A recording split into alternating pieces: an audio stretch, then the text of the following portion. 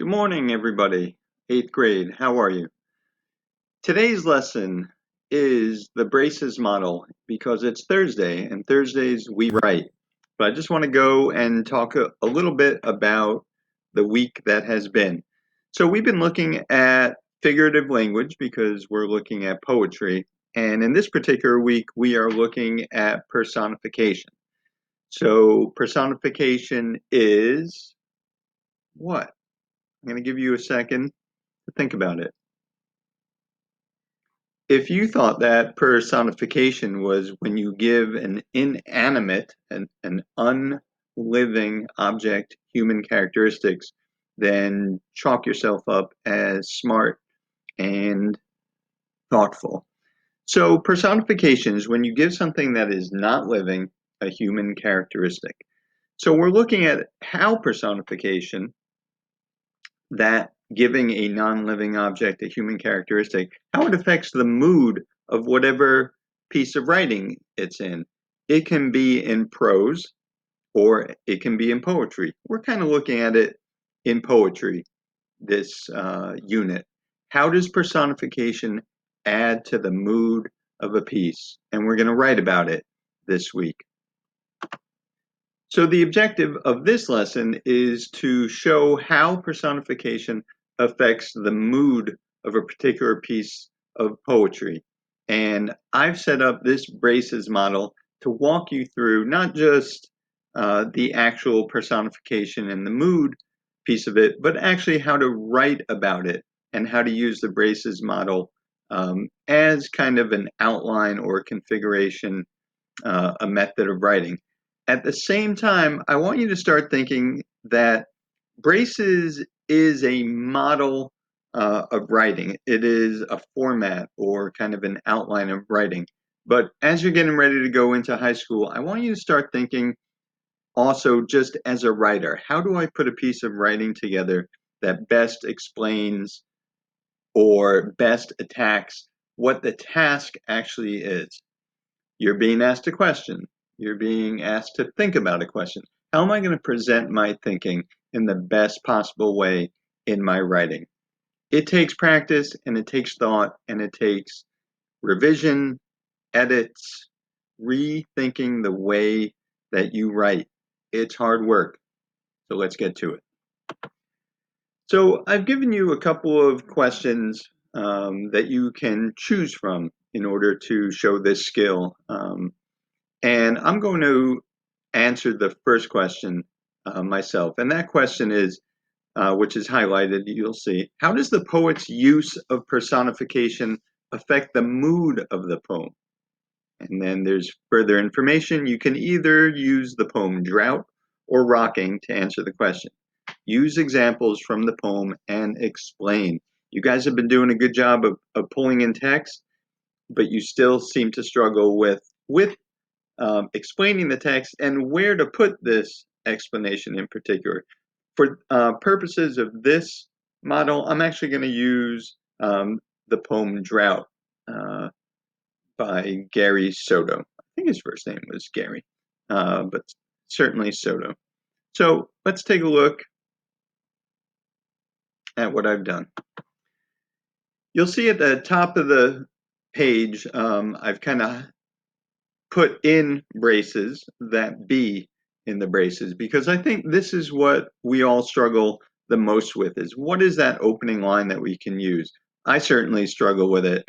And you'll note that I have more than one example. As a writer, I don't always go with the first thing I write.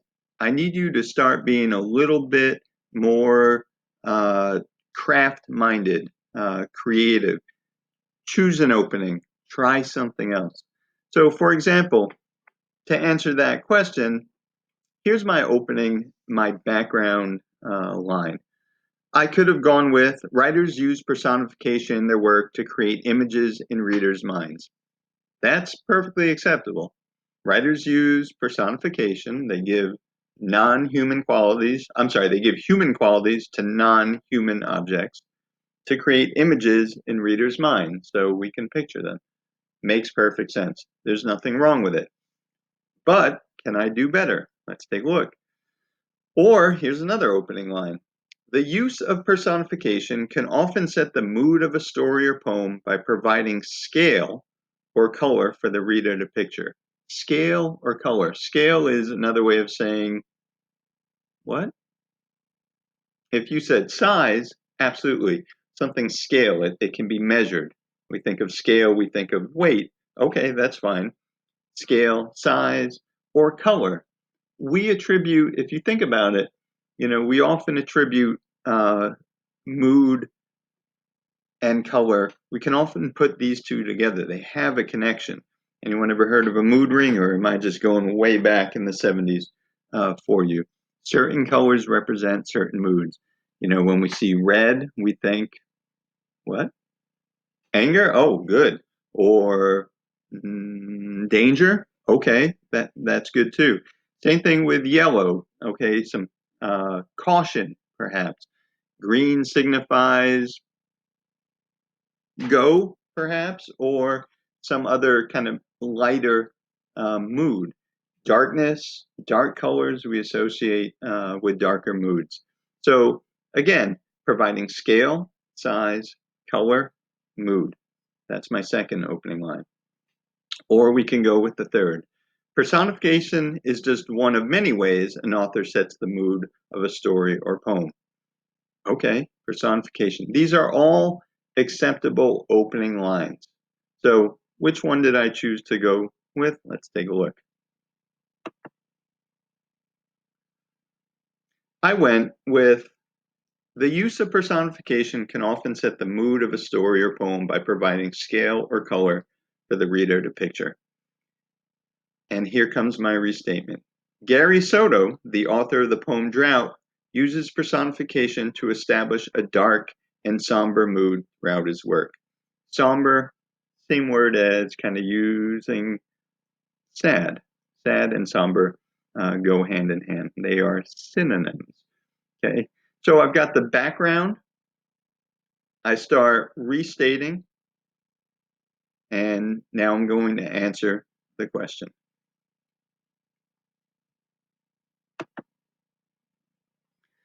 You'll note at the top of the page again what I've braced at the top, the B, the R, and the A. As we move along, you'll see that each one gets addressed. You'll also note that on this page I have things in red. These are just highlights for myself, which I'll be talking about throughout this particular page. So again, I'm going to start from the top. Here comes my background. The use of personification can often set the mood of a story or poem by providing scale or color for the reader to picture. Gary Soto, the author of the poem Drought, uses personification to establish a dark and somber mood throughout his work, which seems to be about the Dust Bowl and the hardship it brought. An example of this dark mood, excuse me, is his description of clouds in stanza 1. And here comes the quote. Scraping their bellies gray on the cracked shingles of slate. The lowness of the clouds of dust that had descended on the roofs of these homes conjures or creates a menacing, choking picture of this massive, monster-like force that envelops everything in its path. Let's take a look at my notes. Color equals mood. I'm just reminding you, again, we associate certain colors with mood. Here's my teacher note on the restatement.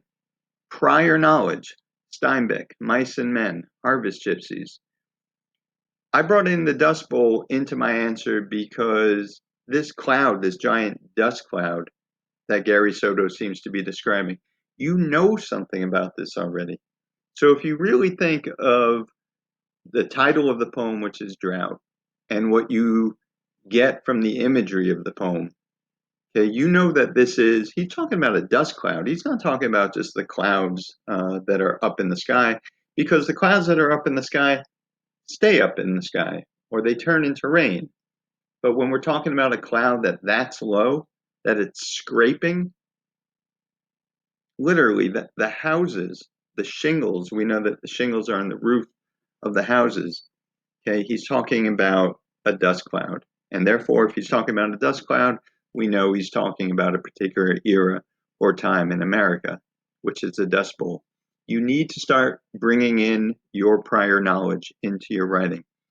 You cannot write a braces response. You cannot write a good response to a poem, any task in a poem, without having read the poem more than once.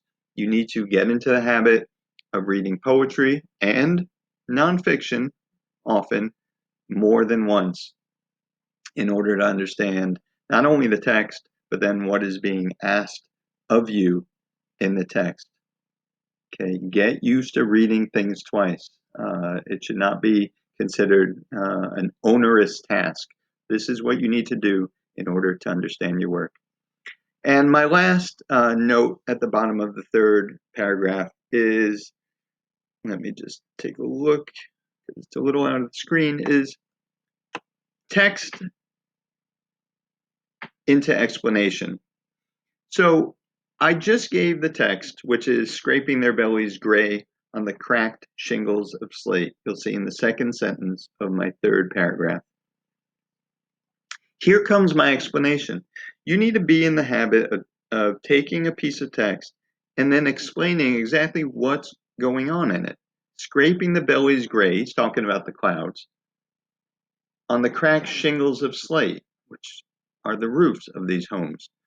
So here comes the explanation. The lowness of the clouds of dust that had descended. I put descended, by the way, in quotation marks because that's how he described these clouds. On the roofs of these homes, here's the explanation. It conjures or creates a menacing, choking picture of this massive, monster-like force. Okay, there's my explanation to what's going on. Here is my explanation of the growling that you hear.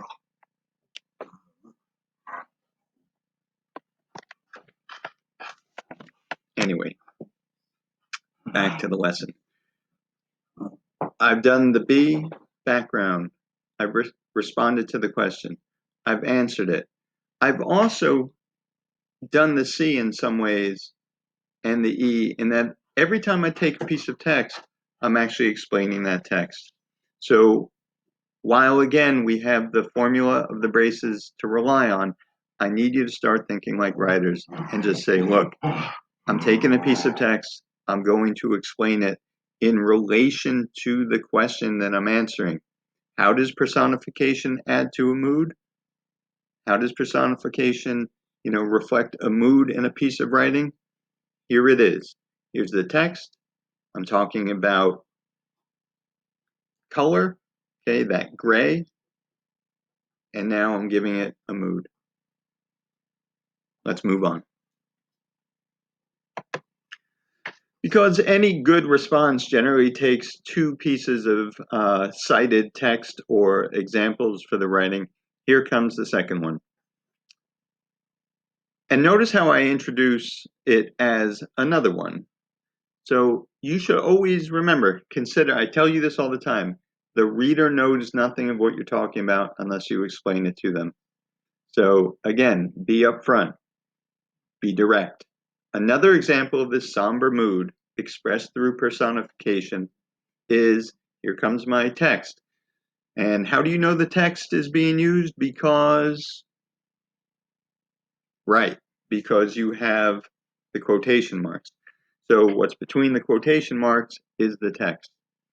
I'm going to start again. Another example of the somber mood expressed through personification is, the plow's tooth bit the earth for one endured. Here comes my explanation of the text. This image of something hard like a tooth biting into a dry and lifeless earth is pretty depressing and harsh. Okay, again, it's the same thing. I used a piece of text.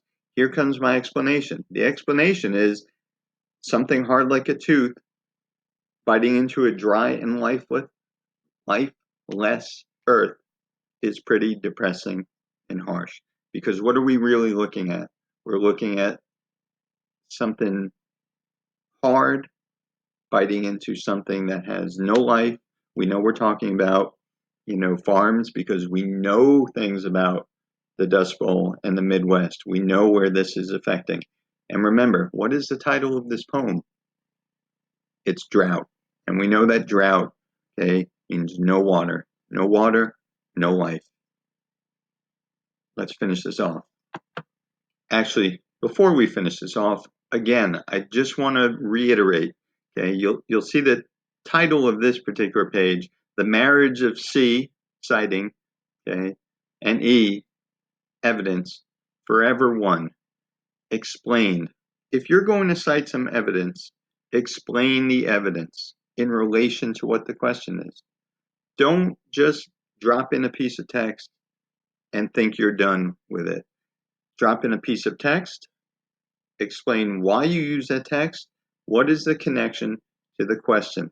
It's a way of thinking, and the only way you're going to do it is by practicing it. Reading your own writing out loud is helpful. You shouldn't be embarrassed. You're home right now. Nobody's going to hear you. Or if somebody's going to hear you, go ahead, go in the closet and do it. But the fact of the matter is, when we write, okay, if we read our writing, you're going to catch whether it flows and it's good, or whether there are mistakes and you need to revise and edit. Now let's finish it off. The very end, okay, that S in the braces, it's really just a summary of what you've written before. Okay, you just want to tie up your answer. So my summary is Soto's use of personification creates a somber and dark mood with hard and dark images in a land without life. Did I skip something? Let me just go back right above it.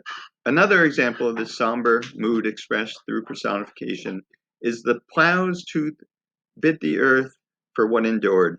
The image of something hard like a tooth biting into a dry and lifeless earth is pretty depressing and harsh. Ooh, I added something. That's why I went back to it. Nothing is living here. It is starvation land. Just the fact that I went back at some point, even though I forgot about it, I went back, I looked at my paragraph, and I changed it. I added some things to it. Okay, those two quick little sentences. Nothing is living here. It is starvation land. Okay, these are edits you have to make. You can always make your writing better. As a writer, honestly, the hardest thing is letting go of a piece of writing because I could play with it forever. I could tool around in my writing forever. You have to work it, and then when you're satisfied that you've at least done the best that you think you can do, or something that you're happy with, this is the point where you hand it in. You can't just write and hand something in. You need to look at it. So let's look at it. Here is the complete Brace's response that I presented. Can I get a reader? Go ahead, read it. I'll give you a couple of minutes. No, I'll give you 30 seconds. Go. Excellent job reading. Can I get another reader out there? All right. I'm assuming you were listening. You were tracking the speaker. You read it yourself. Excellent. So there it is. It's a braces. It's complete because it has what in it? Good. It's got two pieces of text evidence. It's got two explanations. It's got a background sentence that opens it up. It's got a summary sentence that closes it out. It addresses the question that's being asked.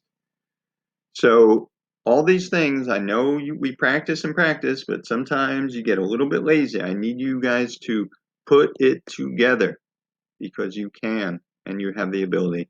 And of course, after you're done with writing, okay, this is what should be happening.